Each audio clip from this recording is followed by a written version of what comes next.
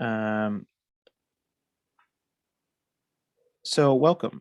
This is our second installment of the Creative Community Conversations, which is hosted by the graduate minor in Creative Community Development housed at the College of Performing Arts, but open to graduate students across the New School. It's also housed in part by the MA in Arts Management in Entrepreneurship, the MA in Arts Management and Entrepreneurship program at the College of Performing Arts. And so we have the assistant professor and program director of that program, the MA in Arts Management and Entrepreneurship. And we have the cultural affairs manager for the City of Oakland joining us today for a conversation. So with that, I will turn it over. Let me just show the agenda. It's going to be very informal. We'll have Roberto, we're doing the welcome and introduction. Then we'll have Roberto talk a little bit about himself. And then, oh, I forgot to update this. I thought I did. And then we'll have a conversation between Pablo and Roberto, not Lydia. And then we'll open it up at the end or whenever the conversation sort of fizzles out, though I've heard that Pablo and Roberto could speak all day probably, so we'll have to cut it around noon. And then we'll just have some question and answers for anyone to ask Roberto or Pablo questions, and we'll just have a conversation. So with that, I will stop sharing and turn it over to Pablo. Thank you, Alex. And thank you guys for being with us today. This is a very informal conversation, but we are really thrilled to have Roberto joining us to be part of this series, the second installment of these conversations on the subject of placemaking and cultural community conversations. So Roberto is the cultural affairs manager of the City of Oakland, and where he has played a very key role in developing the city's cultural plan. So throughout his career, he has consistently supported artist-centered cultural practices and advocated for expanded definitions of inclusion and belonging in the cultural sector. His essays, Creative Placemaking and the Politics of Belonging and Disbelonging, Spatial Justice, Rasquachification, Race and the City, and Poetics and Practice of a City Relation, has reframed the discussion on cultural policy to shed light on exclusionary practices in cultural policy decision making. Roberto Bedoya is a really influential thinker and inspirational thinker for many of us who work in this field, and we're really thrilled to be to have him in this conversation. So Roberto, welcome. Thank you so much for joining us. I know we're going to hear something that you're going to read for us, but I wanted to ask you, just introduce the conversation by asking you a little bit about your own education and your own background, and how did you first become involved with the discussion of creative placemaking? How did that first enter in your mind and in the conversations that you were part of? God, excuse me. I joked with you when you told me this was going to be the first question, and I said, "Well, I'll tell you a mama story." But in many ways, I wanna kind of follow suit on that a little bit. I grew up in a very activist family here in the Bay Area, and my mother was widowed as a young person, so I was a young person, when my pops died.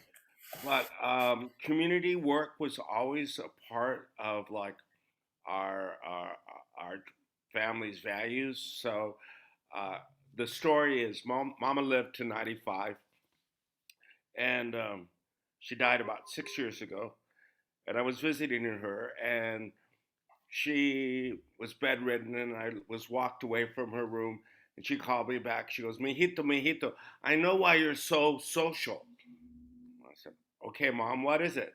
"Well, I was pregnant with you in 1951, and I was organizing all the Mexican Americans to vote. So you've been to 100 doors before you even born." So in some ways, that is a way to sort of say that my wiring has always been about engagement.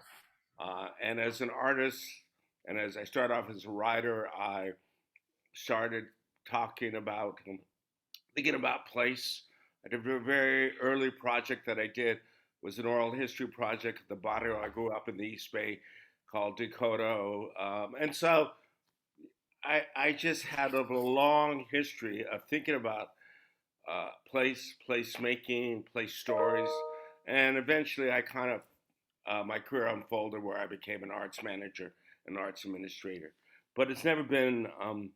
It's also been very much of my politic about thinking of the stories of a locale and how to affirm them and what gets validated and what doesn't. Mm-hmm. Do you think that the term creative placemaking has, what would be the precursor to that particular idea that was developed fairly recently? Because in fact, so many artists, like, I mean, I think of this in terms of social practice. When we came up with the term socially engaged art, we thought it was something that was specifically defining a moment of practices around 10 years ago or so, when it's kind of started getting a common usage. However, there's been a lot of work by many artists over the decades that really could be considered that. So how can you really think of that term in the past? Can you think of it in the past? Sure. I mean, I think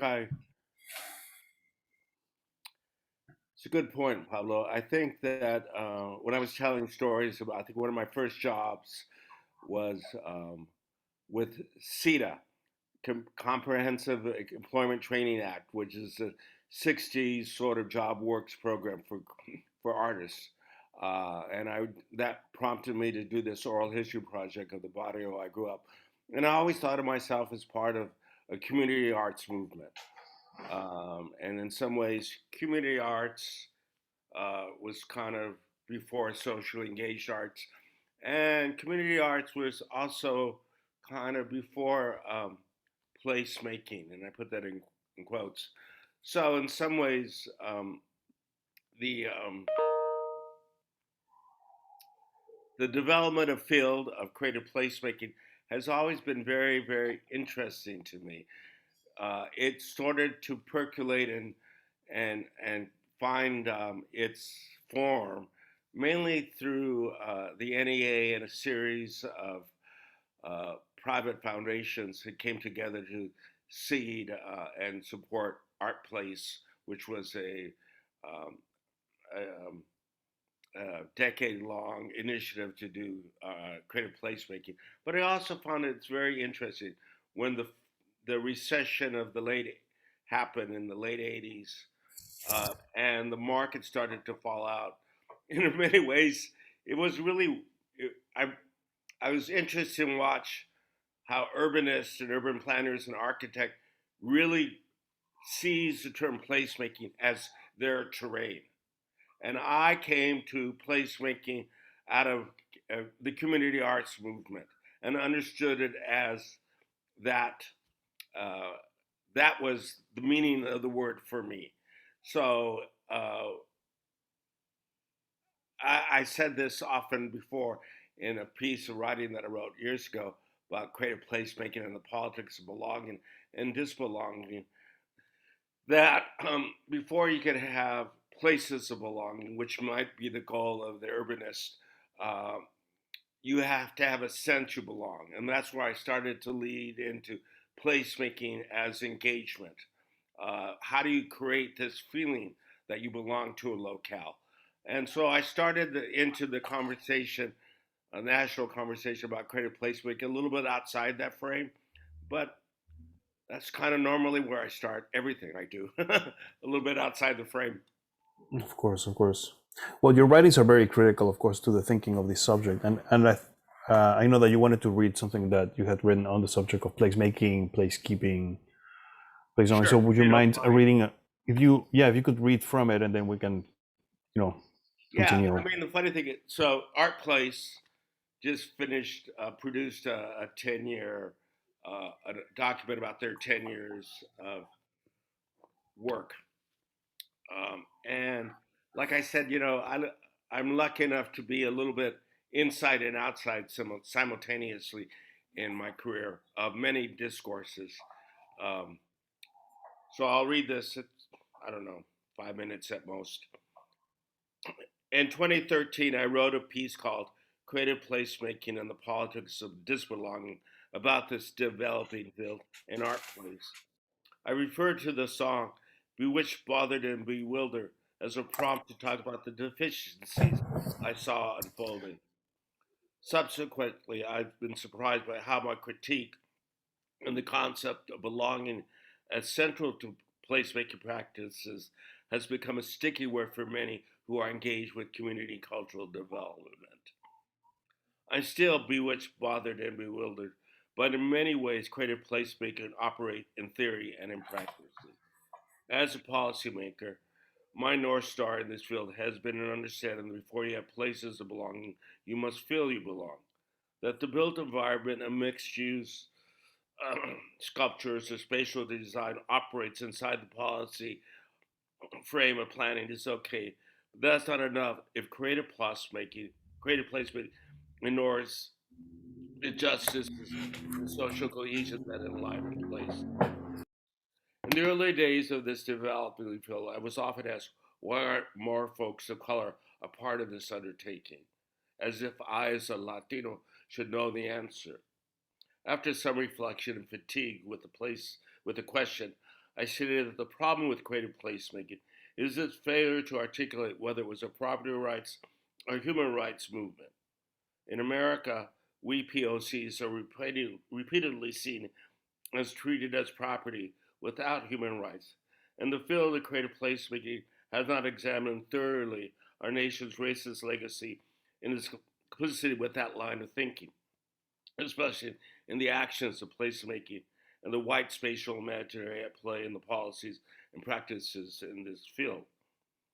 In recent years, our place has moved beyond this cage of thought, especially through its investment in community development. It needs to move down this path with more attention and lift of art-based civic engagement practices as manifestations of creative placemaking.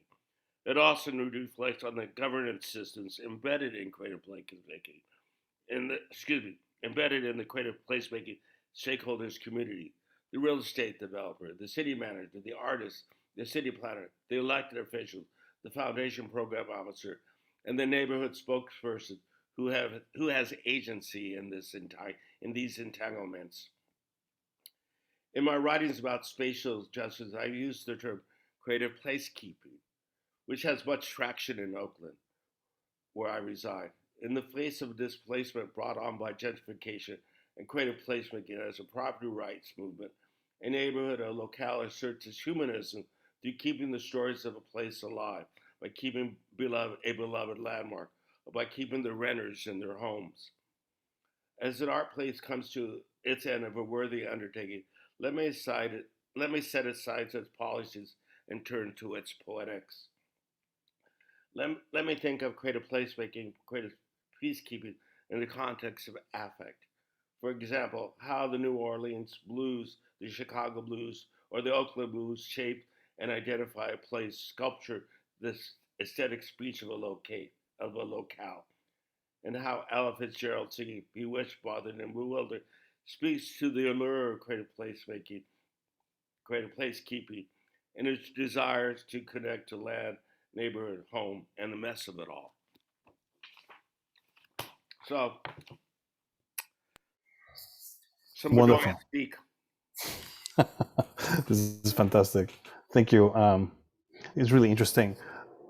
Your text prompts many questions to me regarding creative placemaking, and I guess the first one I would ask you is whether we should speak about some kind of ethics of placemaking, creative placemaking. Specifically, I mean, for those of us who are involved in teaching and helping students further this kind of practice, one of the questions that we sometimes have is, what are the things that you need to know? What are the things that you should keep?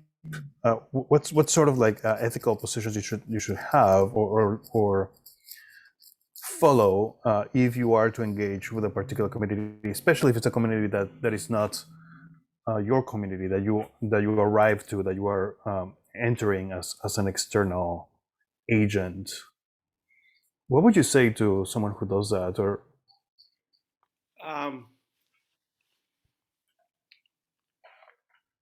It's a good question. A couple of things come to mind.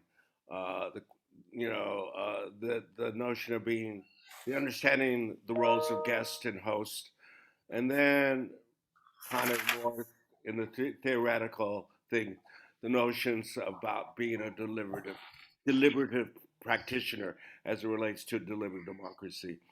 Um, and the total value of sort of listening, learning, and looking. Let me spin from there. Um, when I walk into a room and sit in a circle with folks I don't know, I know what my job is, just to listen. You always start off listening, and you have to do deep listening. So if you're working in community and it's not your community, you start off as a guest, and as a good guest, you just sort of, kind of don't you be humble and you listen, and then before you know it, what happens is the host will probably say, "Oh, Roberto, you know where the bathroom is. Can you show that person where it is?" And then all of a sudden, you become a host. So though that line gets blurred, you're no longer the guest sitting in the circle. So in some ways, this is what you listen for and you look for when that happens in group dynamics. But I think in terms of the relationships to ethics is like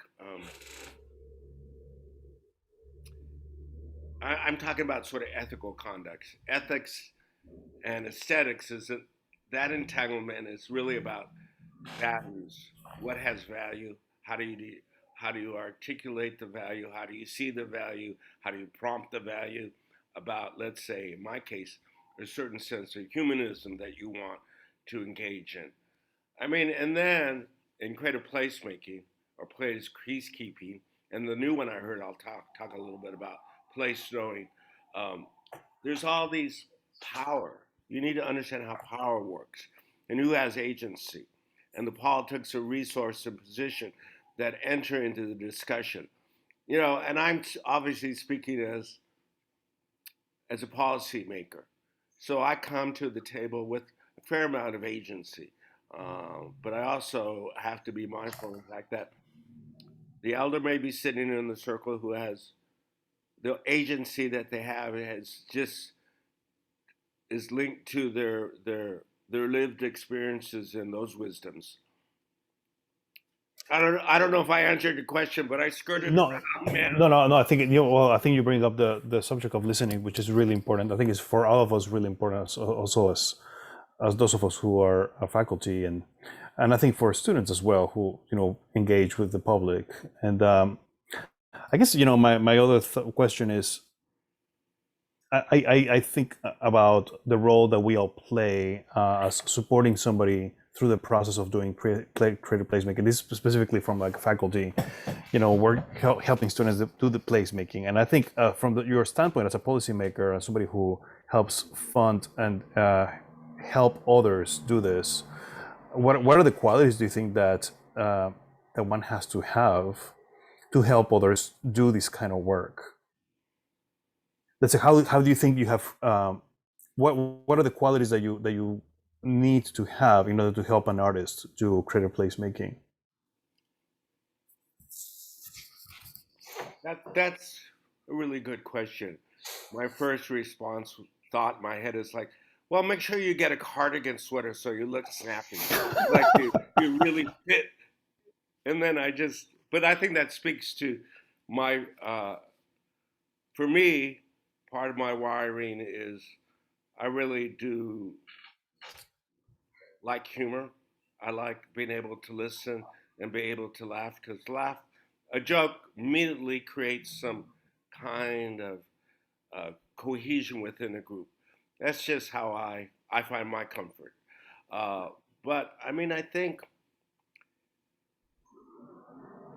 a certain sort of commitment to truth and honesty, and realizing that uh, if you're sitting or working with a group, there will be multiple truths, and they come with various sort of powers, and being able to sort of be skilled at illuminating them and negotiating them.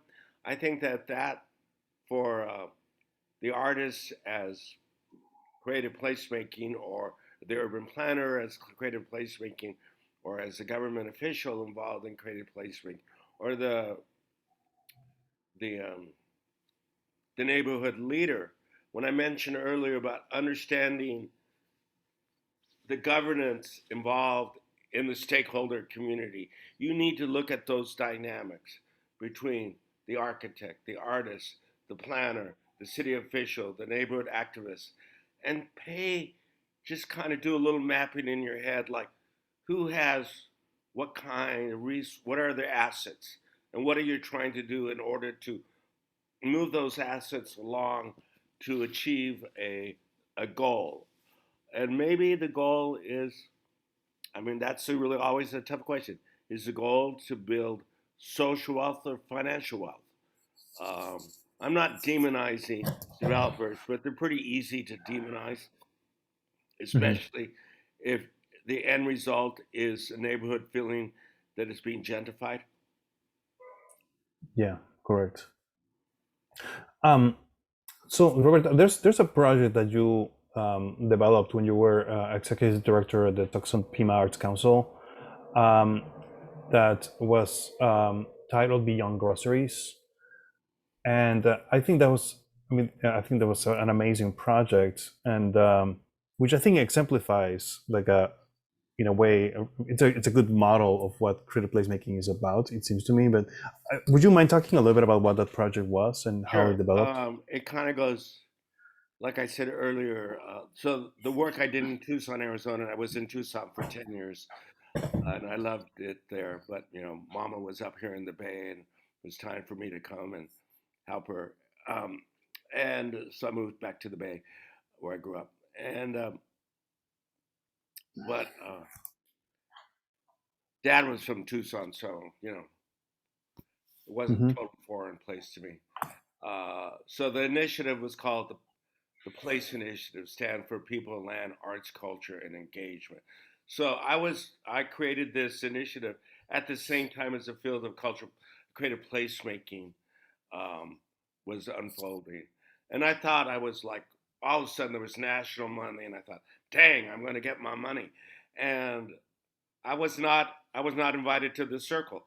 So that's kind of when I got honorary, and I said, well, you need to understand my the politics of belonging and disbelonging. And I think also that's when I did that critique about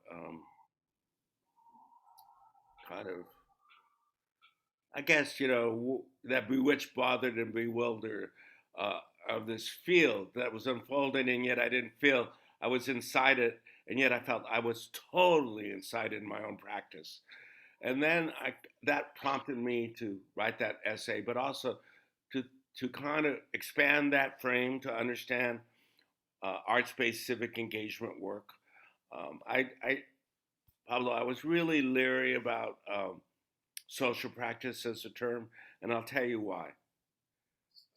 Out here on the West Coast, you had Portland, you had California College of Arts, all being like cheerleader social practice, and they came to Arizona, those young kids, with really good intentions, but man, they were so awkward and had no skill set on how to sit and listen and enter into a community. And it ultimately offended me because they brought their white savior industrial bullshit to the table. Like, I know better because I've got a master's of fine art in social engagement. And I'm thinking, like, when, you're working in the native community, and the disconnect was profound. I wasn't mean, but I just, Yeah. it was just, I figured I had to assert something else. So this project Beyond Groceries, how do you work with the Tucson Chinese Association, or how did that initiate? Well, that project was really, really, really sweet. That was a really sweet project. So this was a regranting platform that I supported, and and maybe people on this people need to understand that in the West and in the Southwest, many Latino barrios, the neighborhood market was run by Chinese folk, and it had a lot to do with the Chinese Exclusionary Act that happened in the late 1800s, in which all the Chinese on the West Coast were expelled. Many of them went to Mexico and then came back across the border to open up these little tiendas, these little markets. So it was an interesting. So in South Tucson, there are many still neighborhood grocery stores that are still run by Chinese owned families. And so it was a tour of it was a combination of a humanities tour and cross cultural celebration, but also to understand a history of a locale. And we got some of the original Chinese families to tell the stories about how they came to Tucson and how they set up their shop and where they resided. I mean, the Chinese. I mean, the neighborhood market is disappearing. You know, where it's the bodega or everything else to be a 7-Eleven or whatever the. But at a certain point, that was a vibrant small business community in this case the Latino barrio. So we just basically created a bunch of kind of community celebrations and tried to foreground uh, kind of. Let me go back to that new term that I've been hearing from my colleagues in the Southwest: place snowing. Not only placemaking, place keeping, but place snowing. To know the history of the locale is really important. And it's really important to me that this term that I'm hearing mainly from my colleagues at University of New Mexico and Arizona State University, who are urban planners and planners, to take into consideration the notion of sacred sites, which in indigenous worldview are really, really important. So what happens if I did a project in Oakland and I did a mapping project and I asked, what are the sacred sites? My community would tell me where Bobby Houghton, Huey Newton was shot. That's a sacred site. There's a park there, and we're building a little public art piece there. Uh, somebody may have created in a locale and at an intersection where a bicyclist was uh, hit by a car. It's not an it's not a surprise if all of a sudden a little prompt memorial shows up. Then all of a sudden that becomes a sacred site. So, I mean, the notion of placemaking, which I'm not opposed to um, placemaking, and placekeeping and place knowing are all must be integrated. And I guess the last thing, further along those lines, I think about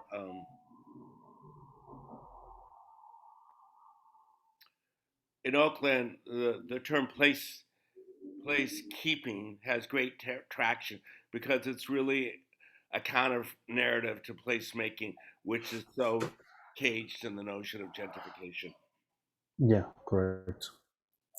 So, in these last few months, I guess in the COVID era, um, it seems to me that amidst the lockdowns and the quarantine that everybody had to go through, there were, of course, it was a really difficult period for all of us. But at the same time, I don't know if I'm wrong, or if you agree with me, I think there was a renewed investment and interest in the local. The whole idea of the just doing things that are just really in your neighborhood. You know, the whole idea that we can really go very much far away from our immediate surroundings.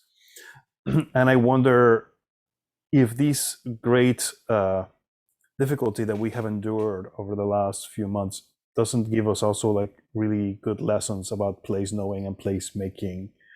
What are your thoughts about that? I think I can't remember the guy's name. There was this guy, he passed away. So I picked up this book I think it's called New Localism. I think localism is at the center uh, of much of the work we're doing right now. And it was he recently passed. He was in Philadelphia, and he was an urbanist, and he talked about Philly in the context of sort of how a city has come to be. And I think in this COVID moment, governance systems are collapsing. There's a lot of things that are collapsing. One of the biggest sort of stresses and fault lines I feel that we're dealing with is the collapse of social networks. So because in a time of social distancing, so how do you create cohesions, social cohesions? How do you create place when you can't really hang out with each other? So in some ways that is prompting a different sort of notion of localism for me, and how my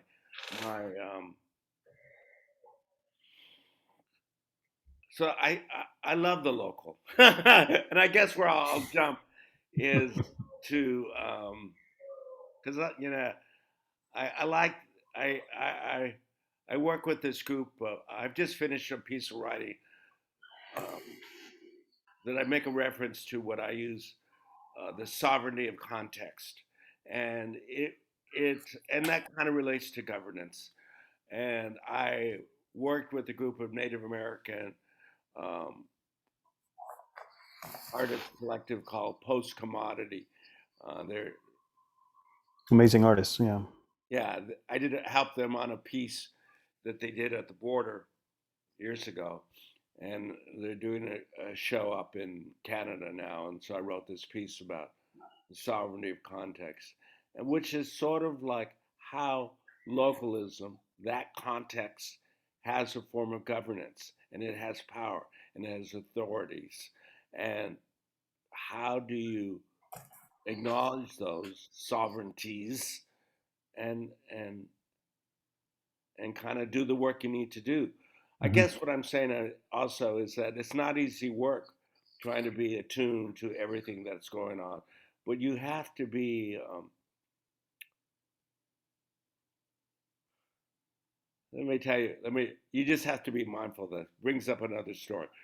Um, I did the cultural plan, and it's called Belonging in Oakland. And I learned a lot when I did the cultural plan. It's like about 4 years old out. There was a lot of community input, and that's where we sort of, it's called Belonging in Oakland. And I didn't want to do a cultural plan that was about a SWOT analysis, strength, opportunities, weakness, and threats uh, related to my division. I really adamant of trying to create a civic narrative. Mm-hmm. And so belonging became our North Star. And I'll have many stories around that. But when in the process, I was telling the mayor this story about my process, and I said, Oakland's a wonderful city. It's a city of activism and strong sense of social justice, and uh, and a rich history. So I said, it's a community of the clenched fists, you know, Mm-hmm. and and I and I'm supposed to do the arm wrestling. I'm supposed to sit there and do the arm wrestling with the developer, let's say. And at the end of this dynamic, there's supposed to be the handshake that you figured out what you want to do in the policy making world. And she goes, Roberto, that's all great, but you forgot something. And I said, what? The sucker punch. So that's like a true politician. But understanding, I would say to my artist community, uh, I love this clenched fist. That's the energy, that's the cry, that's the vision that I need to do as a policymaker when I come to the table and I'm arm wrestling with city council over money or a developer over zoning, yada yada yada yada. But anyway, so we laughed. It was good. But I Great. think that sort of just is a little glimpse into it's not very glamorous work, what it means to be a policymaker. Of course. We're going to open this for questions in case anybody here wants to ask anything. You can either unmute or pose your question in the chat if you like. I do have one, in the meantime, one last question for you, Roberto, from my side. And I mean, you made me think a lot about the instances where many of us, or myself included, have done projects in other localities that are outside of our own. I remember going to Italy and doing a project in Italy, doing research in the city of Bologna, and then speaking to the artists there and feeling a great sense of, I don't know, skepticism from people there, saying like, well, you are not Italian, you're not from here, you don't understand anything about here, you don't know the history, you're not one of us, you will never understand ever what we have lived, what we have gone through. So in a way, it was kind of almost like an invitation to just get out of there. and I want, I mean, like, these are the questions that I think many of us have when we want to start projects, like, do we have to be from there? And I guess, this is maybe related, but not necessarily related to gentrification, but what do you say to an artist who really wants to go out and help out a community that is not their own? Man, that's a really great question. I have been kicked out of spaces because I'm an outsider, and I just have to sort of live with it, and feel my regret or sorrow. But I still say, well, here's some of my gifts. You can use them or not. And maybe you would just say, here's my gift. Here are some vocabularies. Here are some strategies. They're yours, you know, and I'm good luck or I'm here for you. That's as simple as it can be. I mean, I understand that. Even though, I've been here 5 years, I still get treated as an outsider, you know. And then I have to do my street cred. Well, my Thea worked at Swan's Market, and my Theo was over there by Mills, and yada yada yada. And I kind of got to play kind of where I am, a bit of a local. I remember in East 14th before it became International Boulevard, so I can show I have a little bit of standing. But I may never get it. I may never get it because I'm brown. I may never, and I just sort of like where I had to find my power, for lack of a better, my strength is like really just trying to say, um, yeah, I hear you, and here's what I have to offer.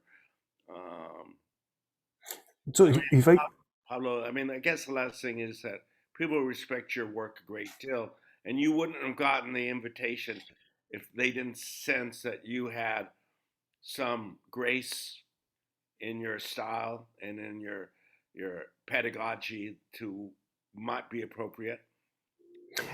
well, I mean, I think what happens, it's sometimes you get invited, right, by a local organization or government, but they're not necessarily representative of the community that you end up working with, right? And you might be in a situation where suddenly you are in front of a community that did not invite you to be there. Yeah, I mean, right? like, for example, with this CARES money that came into my city, I was given some money to to hire to help with technical assistance and some relief efforts. And I'm lucky enough to go around the block a few times, and I have some great deal of respect.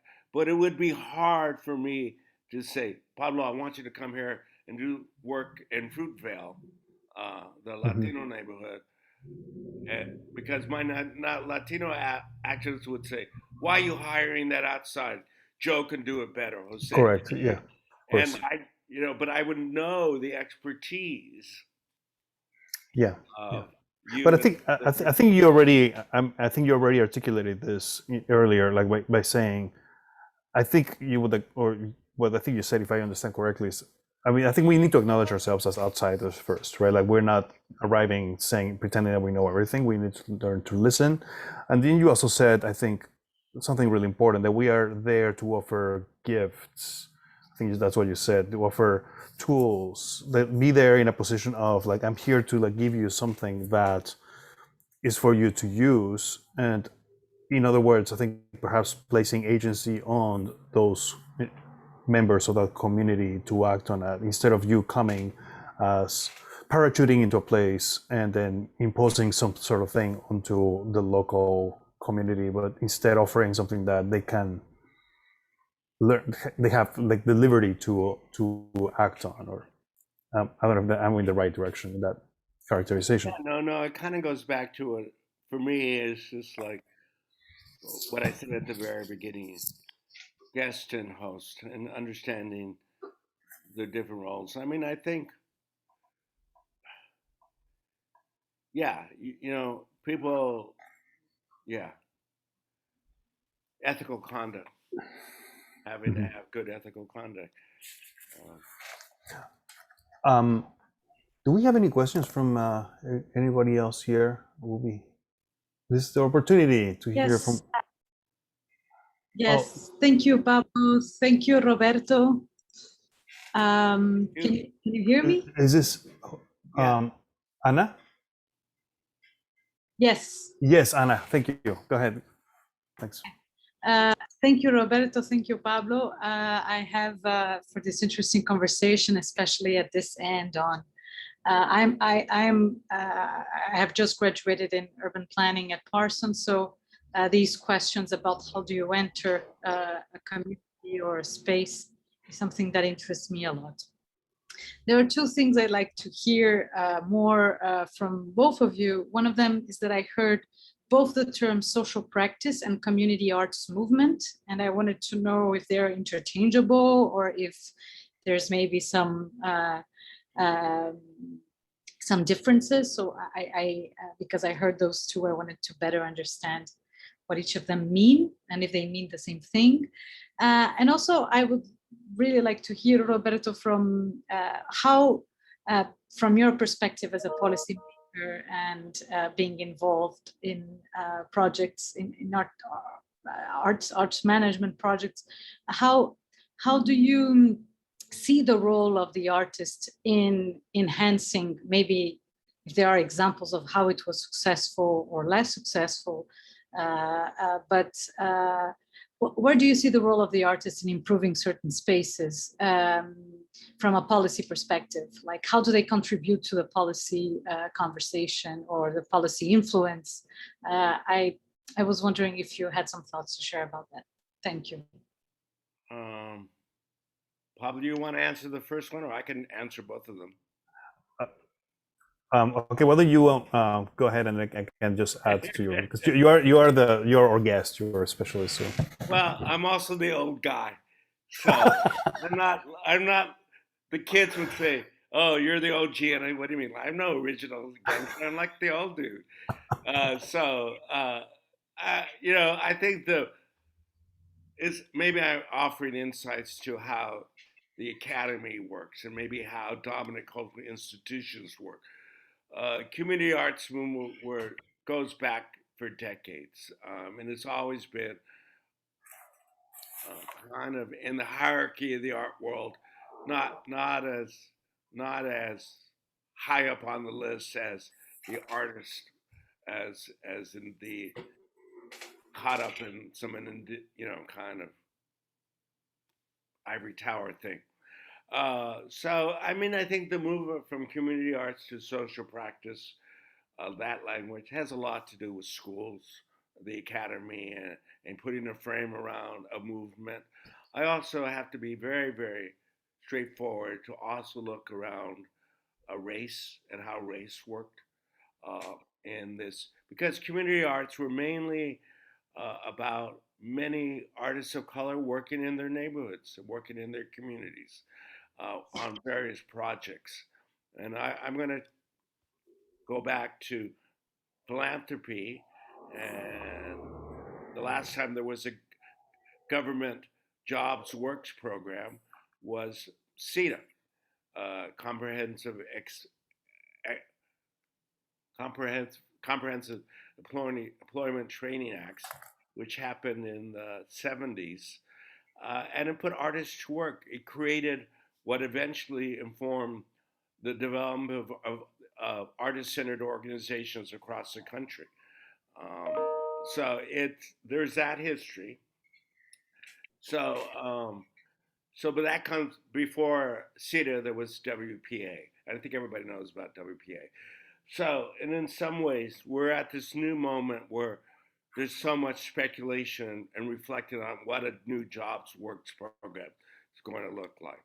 That's for another conversation. But I think the second part of the question, Anna, once again, tell me that again. Yeah, about from your forms.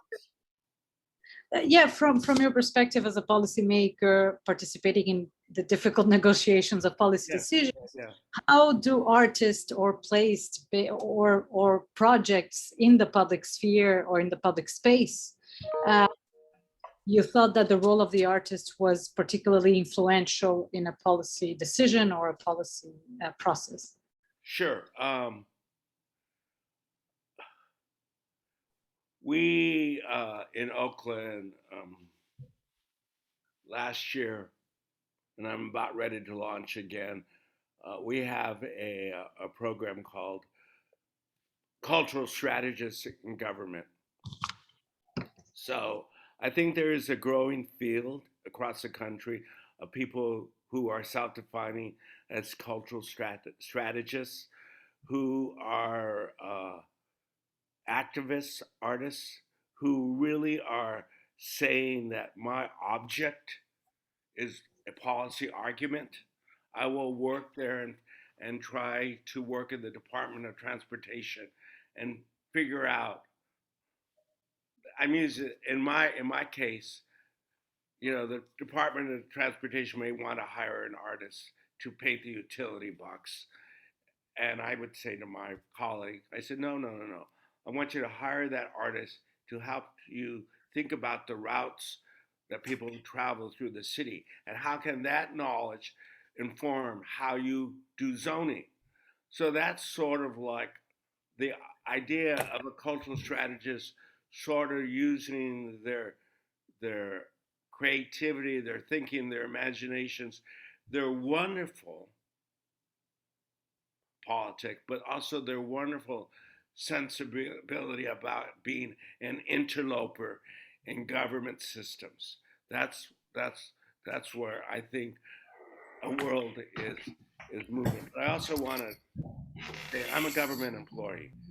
And my charge, and I talk to my artist community, I serve the white gloves to the anarchists and everything in between. I'm not going to be dismissive of a painter who is studying the color of blue on their canvas. That's a legitimate form of expression.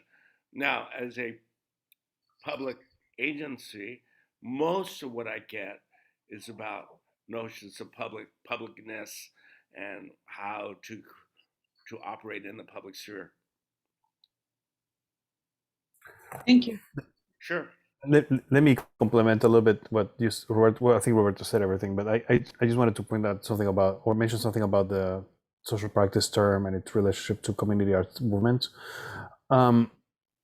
we in fact last month had a conversation about terminology, which was how we got this whole series of discussions started, about how, in a way, from some disciplines we end up talking about the same thing than another discipline, but we use different terminology. And I think many times we are referring to the same goals or aspirations, but we're calling them slightly different. In terms of social practice, I think that as I think Roberto was pointing out, the whole movement really started at the West Coast with programs that happened in the Bay Area or in Portland, Oregon, and at that time, social practice is very, I think, not very political. It becomes more about relationships and about experiences, but it's in a way, I think, at the time, largely devoid of a great awareness of social and political issues. And I think it's later when it becomes much more political, and that there is a realization that increasingly comes to practitioners that you cannot really do this kind of practice without having a full acknowledgement of the political and social and racial contexts where you're operating.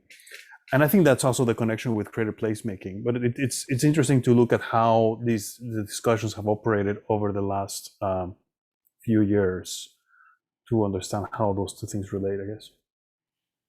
Thank you.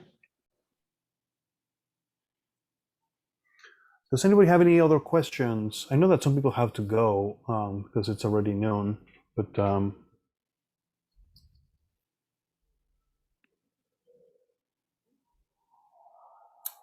Hi, Susie. Susie Del Valle is here. It's great to see you, Susie.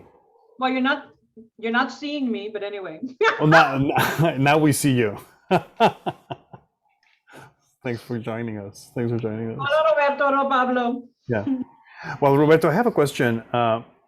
Susie will also answer this question, but it's a question that we always face and that we always deal with issues of funding, and the question of like, what is, if you can speak about that, this pressure that generally exists amongst funding organizations about quantity versus quality. There's some general pressure from both artists or sometimes organizations to show numbers, to show, oh, we brought all these people or all these users to participate, but the qualitative analysis of what the participation was like doesn't seem as important as to say, well, 1 million people came, So how do you think about those terms, qualitative versus quantitative? I'm chuckling because it's a never-ending nightmare sometimes, and I can live with it pretty well. I mean, I think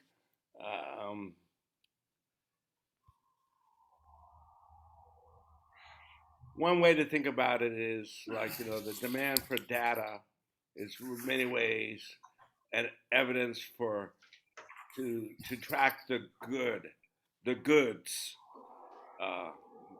And then the other side of the coin, there is the good. So goods versus good. And when you talk about good, my evidence is to tell that I become an old school ethnographic researcher. I'm going to tell you the story. This story says of advancement. This is how a community felt like they were safe in their neighborhood through these various art projects. So if the outcome, if you want data and you want to count the number of police cars that went up and down a street to generate safety, okay, great. But if you can talk about the number of community art projects that happened in a neighborhood and how that generated safety, then I want you to, so I'll go to council and say, here you are, here's A and B. And I tracking B, the engagement project, is much more difficult because there's not a simple apparatus. You know what I mean? It goes back. But here are the stories. And here are, elected officials are some personal stories of narrative. So I to tell you about the impact of that. I mean, I think where I lean in privilege and what I feel most comfortable doing is telling the story. And I know data tells stories, but it's not a very good.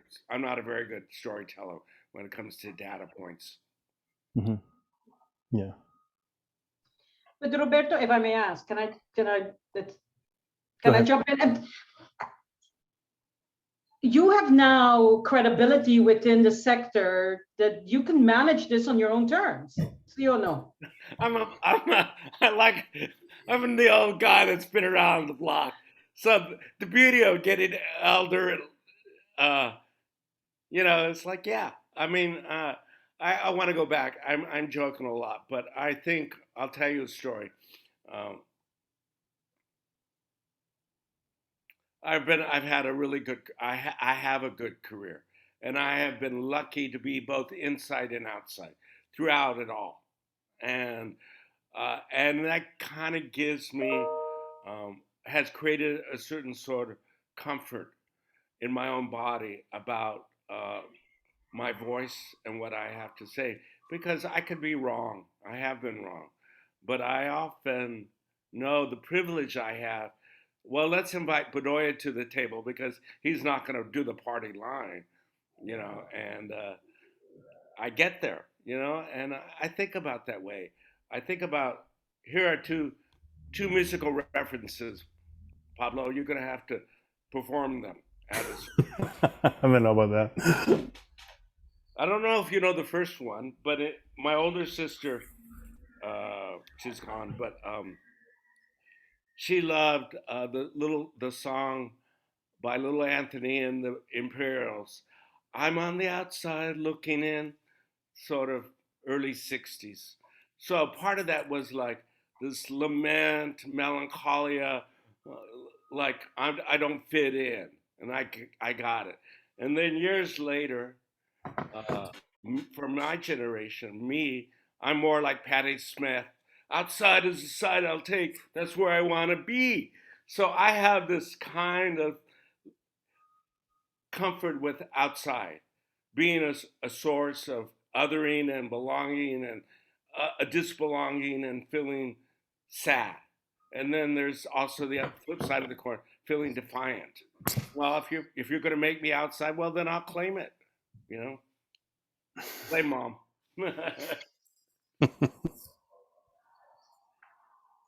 Really good. Thank you, Roberto. Thank you. Does anybody else have any other thoughts or questions?